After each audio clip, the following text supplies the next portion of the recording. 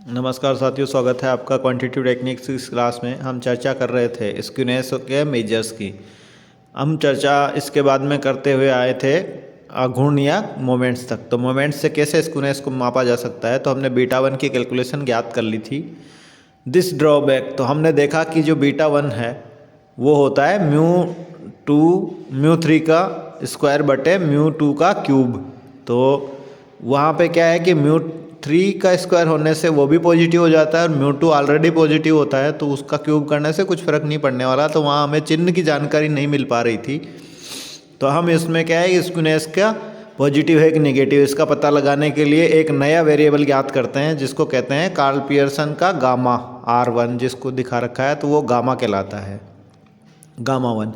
तो gamma one क्या होता है, बीटा वन का अंडर रूट, यानी कि म्यू थ्री का स्क्वायर बटे म्यू टू का क्यूब। तो ये इसका अंडर रूट लगा देंगे और वो हो जाएगा म्यू थ्री बटे म्यू टू का पावर 3/2।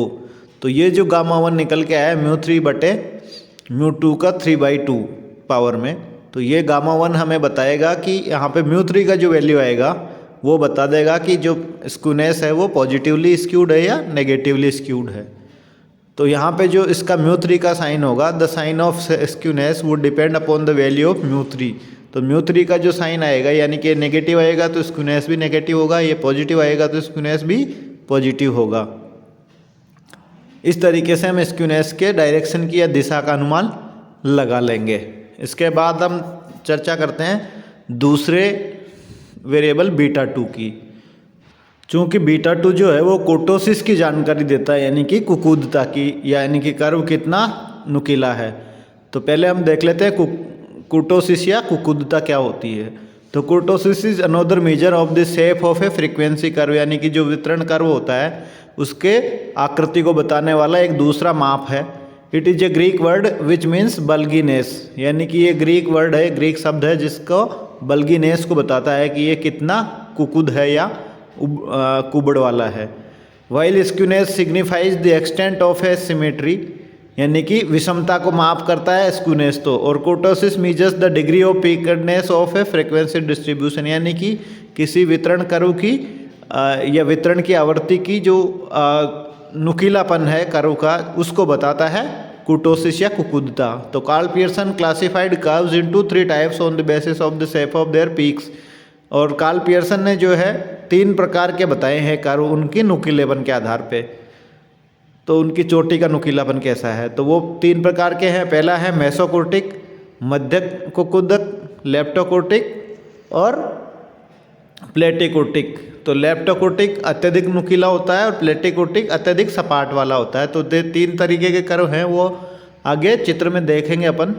नेक्स्ट वाले चित्र में उनको दिखाया हुआ है, देख रहे हैं। सबसे ऊपर जा रहा है एक कर्व, यानी कि बिल्कुल नुकीला सा हो रहा है एकदम तीर की तरह ऊपर, तो उसको कहते हैं लेप्टोकोर्टिक, यानी कि बहुत अधिक तीव्रता वाला या तीखे नोक वाला जो कर्व होगा, बहुत ऊंचे जाने वाला जो नोक होगा, बहुत ऊंची चोटी वाला जो वक्र होगा, तीखी नोकली वाला, उसको लेप्टोकोर्टिक कहा जाता है।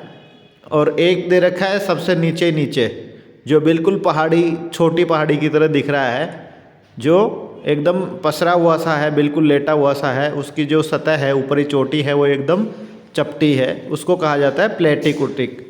और उनके बीच में एक दिया हुआ है डैश डैश वाला, जो ना तो बहुत नुकीला है ना ही ज़्यादा सपाट वाला है, उसमें बीच वाले को कहा जाता है मेजोकोर्टिक या मध्य कुकुदता वाला।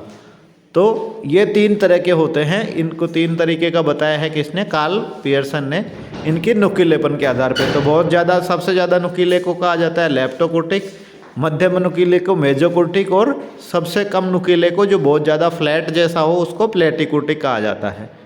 तो ये 3 तरह के कर्व होते हैं उनकी नुकीलेपन के आधार पर या कुर्टोसिस के आधार पे।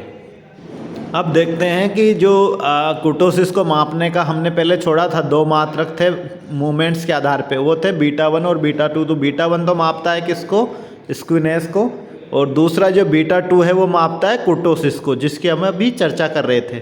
तो कुर्टोसिस को मापने के लिए बीटा टू ज्ञात किया जाता है। और बीटा टू कैसे ज्ञात किया जाता है, म्यू 4 बटे म्यू टू का स्क्वायर, यानी कि जो हमारा 4th मूवमेंट है, चौथा आघूर्ण है, उसमें डिवाइडेशन करना है, उसमें भाग देना है सेकेंड आघूर्ण के स्क्वायर का, यानी कि μ2 के स्क्वायर का। तो ये जो वैल्यू आएगी वो कहलाती है β2। तो जो β2 निकल के आएगा वो किसको बताएगा? कुर्टोसिस को, यानी कि वो जो वक्र है वो कुर्टोसिस वाला है अथवा नहीं है। जब β2 का वैल्यू 3 के बराबर आए तो वो होगा मेजोकुर्टिक, यानी कि मध्य कुकुदता वाला वक्र होगा। या इससे कम ही आए या इससे अधिक आए तो उसके आधार पे लेप्टोकुर्टिक और प्लेटिकुर्टिक होंगे। तो अब हम देखते हैं कि जो β2 का वैल्यू है वो 3 भी आ सकता है, 3 से ज़्यादा भी आ सकता है, 3 से कम भी आ सकता है। तो उस केस में अगर 3 के बराबर आ रहा है तो हम कह देंगे कि भैया कुर्टोसिस नहीं है, और 3 से ज़्यादा या कम आ रहा है तो कुर्टोसिस है। लेकिन अब वो लेप्टोकुर्टिक है प्लेटिकुर्टिक है, इसका आधार देखने के लिए हम एक नया वेरिएबल ज्ञात करते हैं γ2, जो किससे ज्ञात होता है? β2 से यूज करते हुए।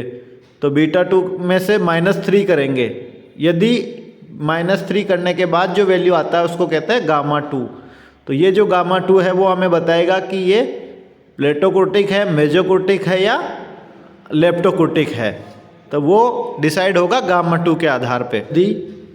तो हम देखेंगे कैसे डिसाइड होता है। तो यदि केस नॉर्मल डिस्ट्रीब्यूशन होगा, यानी कि जो हमारा कर्व होगा वो मेजोकुर्टिक होगा, तो वहाँ जो β2 का वैल्यू है वो 3 के बराबर आएगा। तो 3 के बराबर आते ही हमारा मेजोकुर्टिक हो जाएगा। और यदि ये 3 से ज़्यादा है तो वो क्या हो जाएगा? β2 का वैल्यू 3 से ज़्यादा होगा तो वो लेप्टोकुर्टिक हो जाएगा और वो बहुत नुकीला वाला वक्र बनाएगा। इसी तरीके से यदि β2 का वैल्यू 3 से कम होगा तो जो कर्व होगा वो प्लेटिकुर्टिक कर्व होगा, यानी कि बहुत चपटा वाला वक्र होगा और इसकी जो नुकीलापन है वो बहुत कम हो जाएगा। तो यहाँ हम β2 के आधार पे भी ज्ञात कर सकते हैं, उसके लिए हमें 3 का रेफरेंस लेना पड़ता है।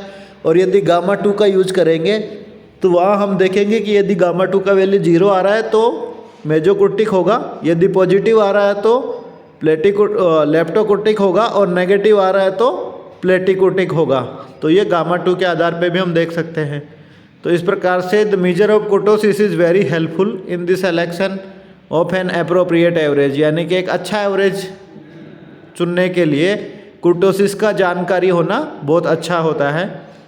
यदि नॉर्मल डिस्ट्रीब्यूशन है और mean is most appropriate for the leptokurtic distribution, तो लेप्टोकुर्टिक डिस्ट्रीब्यूशन के मामले में नॉर्मल डिस्ट्रीब्यूशन होने की स्थिति में मीन सबसे अच्छा मात्रक होता है, माध्य होता है। और यदि मीडियन इज मोस्ट एप्रोप्रिएट तो नॉर्मल डिस्ट्रीब्यूशन में तो माध्य हो जाएगा। यदि लेप्टोकुर्टिक आ रहा है जिसमें नुकीला है तो उस केस में मीडियन सबसे अच्छा माध्य होगा। और यदि प्लेटिकुर्टिक है तो उस टाइम में क्वार्टाइल रेंज होगी, वो सबसे अच्छा माध्य होगी। तो हमें एवरेज का पता लगाने के लिए कि सबसे अच्छा माध्य कौन सा होगा, उसके लिए हमें कुर्टोसिस हेल्प करता है। तो ये नॉर्मल डिस्ट्रीब्यूशन में मीन को बताता है सही, लेप्टोकुर्टिक में मीडियन को और प्लेटिकुर्टिक में क्वार्टाइल रेंज को। तो इस तरीके से कुर्टोसिस हमारे अध्ययन में बहुत महत्वपूर्ण होता है। धन्यवाद।